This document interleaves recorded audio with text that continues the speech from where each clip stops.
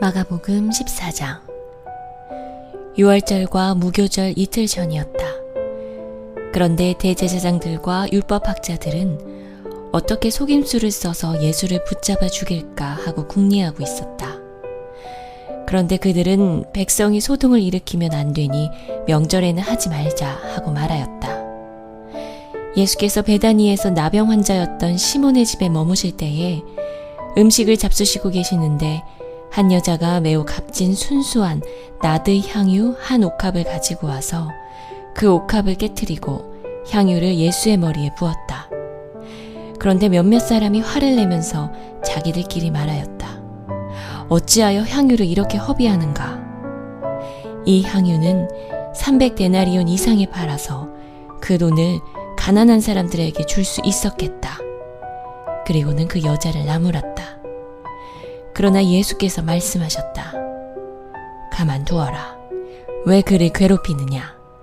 그는 내게 아름다운 일을 했다.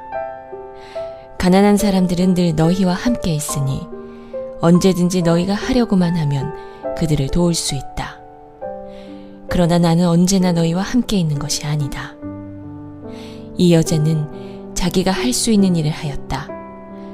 곧 내 몸에 향유를 부어서 내 장례를 위하여 할 일을 미리 한 셈이다. 내가 진정으로 너희에게 말한다. 온 세상 어디든지 복음이 전파되는 곳마다 이 여자가 한 일도 전해져서 사람들이 이 여자를 기억하게 될 것이다. 12제자 가운데 하나인 가룟 유다가 대제사장들에게 예수를 넘겨줄 마음을 품고 그들을 찾아갔다. 그들은 유다의 말을 듣고서 기뻐하여 그에게 은돈을 주기로 약속하였다. 그래서 유다는 예수를 넘겨줄 적당한 기회를 노리고 있었다. 무교절 첫째 날에 곧 유월절 양을 잡는 날에 제자들이 예수께 말하였다. 우리가 가서 선생님께서 유월절 음식을 드시게 준비하려는데 어디에다 하기를 바라십니까?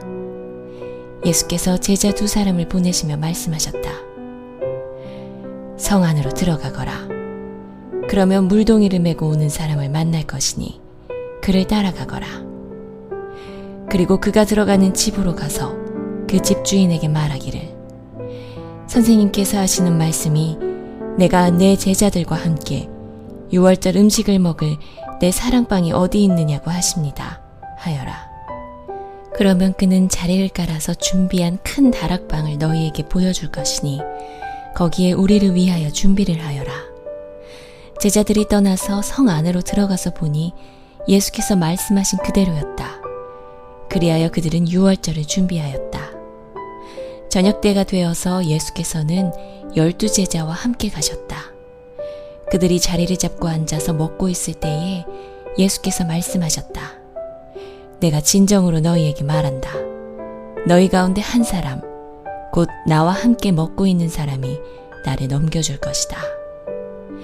그들은 근심에 쌓여 나는 아니지요 하고 예수께 말하기 시작하였다. 예수께서 그들에게 말씀하셨다. 그는 12 가운데 하나로서 나와 함께 같은 대접에 빵을 적시고 있는 사람이다. 인자는 자기에 관하여 성경에 기록되어 있는 대로 떠나가지만 인자를 넘겨주는 그 사람에게는 화가 있다.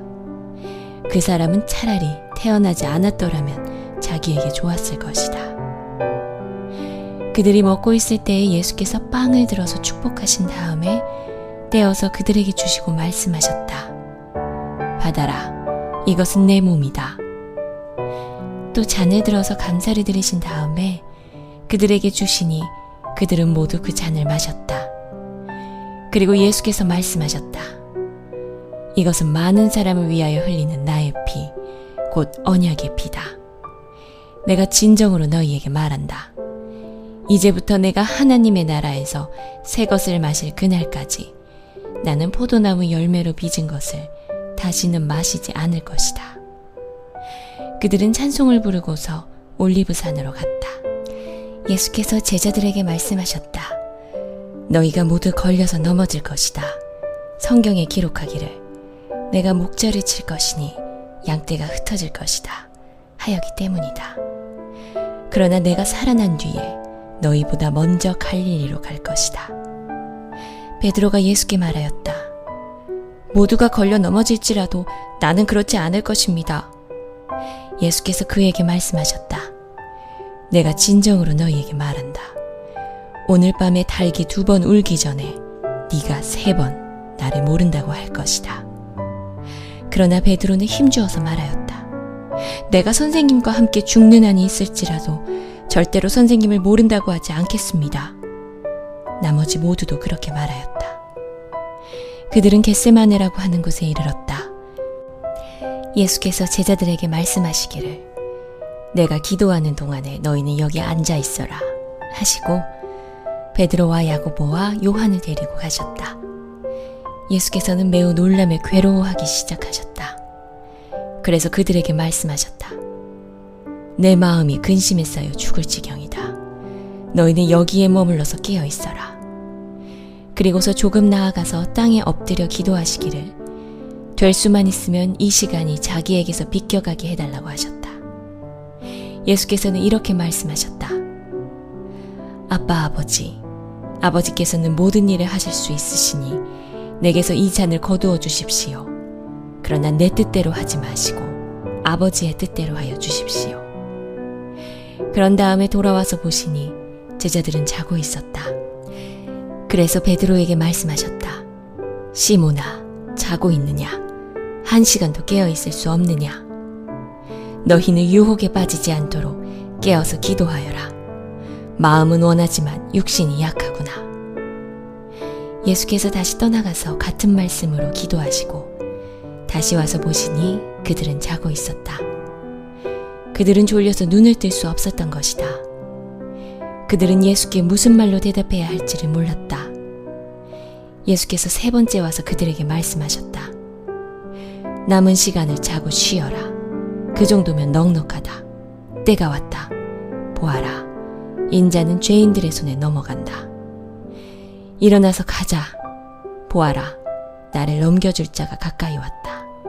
그런데 예수께서 아직 말씀하고 계실 때에 12제자 가운데 하나인 유다가 곧 왔다.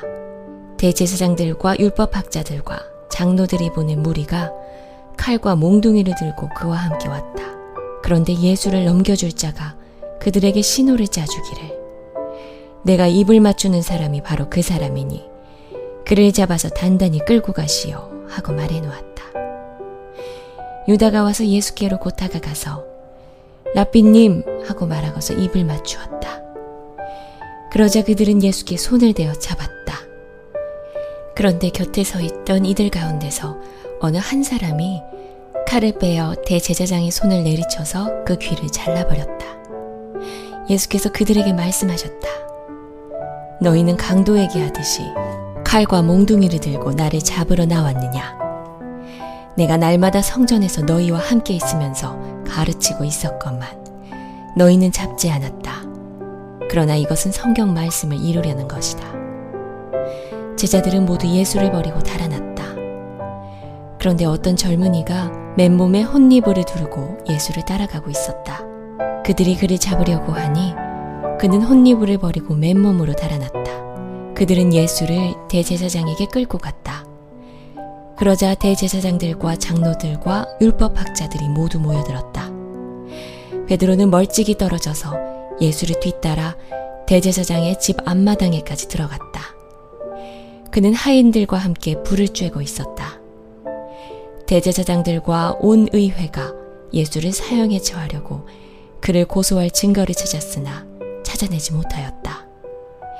예수에게 불리하게 거짓으로 증언하는 사람이 많이 있었지만 그들의 증언은 서로 들어맞지 않았다.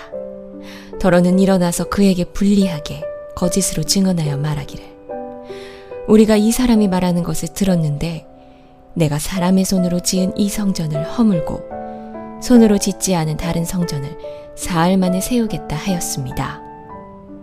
그러나 그들의 증언도 서로 들어맞지 않았다. 그래서 대제사장이 한가운데 일어서서 예수께 물었다. 이 사람들이 그대에게 불리하게 증언하는데도 아무 답변도 하지 않소? 그러나 예수께서는 입을 다무시고 아무 대답도 하지 않으셨다. 대제사장이 예수께 물었다.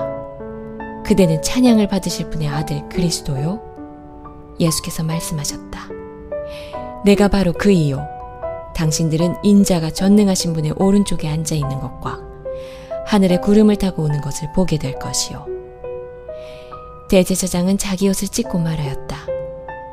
이제 우리에게 무슨 증인들이 더 필요하겠소? 여러분은 이제 하나님을 모독하는 말을 들었소. 여러분의 생각은 어떠하오? 그러자 그들은 모두 예수는 사형을 받아야 마땅하다고 정죄하였다. 그들 가운데서 더러는 달려들어 예수께 침을 뱉고 얼굴을 가리고 주먹으로 치고 하면서 알아맞추어 보아라 하고 놀려대기 시작하였다. 그리고 하인들은 예수를 손바닥으로 쳤다. 베드로가 안뜰 아래쪽에 있는데 대제사장의 하녀 가운데 하나가 와서 베드로가 불을 쬐고 있는 것을 보고 그를 빤히 노려보고서 말하였다. 당신도 저 나사렛 사람 예수와 함께 다닌 사람이지요? 그러나 베드로는 부인하여 말하였다. 네가 무슨 말을 하는지 나는 알지도 못하고 깨닫지도 못하겠다. 그리고 그는 바깥뜰로 나갔다. 그 하녀가 그를 보고서 그 곁에 서 있는 사람들에게 다시 말하였다. 이 사람은 그들과 한패입니다. 그러나 그는 다시 부인하였다. 조금 뒤에 곁에 서 있는 사람들이 다시 베드로에게 말하였다. 당신이 갈릴리 사람이니까 틀림없이 그들과 한패일 거요. 그러나 베드로는 저주하고 맹세하여 말하였다. 나는 당신들이 말하는 그 사람을 알지 못하오. 그러자 곧 닭이 2번째 울었다. 그래서 베드로는 예수께서 자기에게 닭이 2번 울기 전에 네가 나를 3번 모른다고 할 것이다 하신 그 말씀이 생각나서 엎드려서 울었다.